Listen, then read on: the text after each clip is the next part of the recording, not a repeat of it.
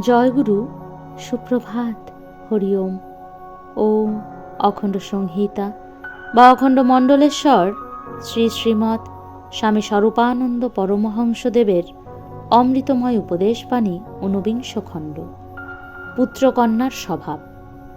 পুত্রকন্যার স্বভাব একদিনে খারাপ হইয়া যায় না, ধীরে ধীরেই ইহা হয়।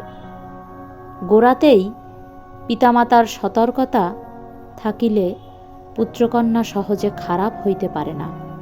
তাহারা পিতামাতার জীবনে যে সকল দৃষ্টান্ত দেখে তাহার প্রভাবেই ভালো বা মন্দ হইয়া থাকে। তারপরে আসে সঙ্গীদের প্রভাব।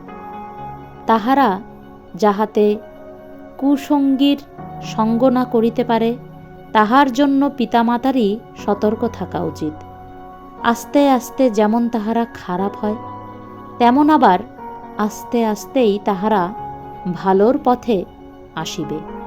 এই বিশ্বাস রাখিয়া রুক্ষ শাসনের পথ পরিহার করিয়া হিতবচনে তাহাদিগকে সৎ পথের দিকে আকর্ষণ করিতে হয়। পিতামাতার সুবিবেচিত স্নেহ তাহাদের যে উপকার করিতে পারে, কর্কশ ভাষণে বা বেত্রদণ্ডে তাহা কদাচ সম্ভব হয় না। হরি ওম।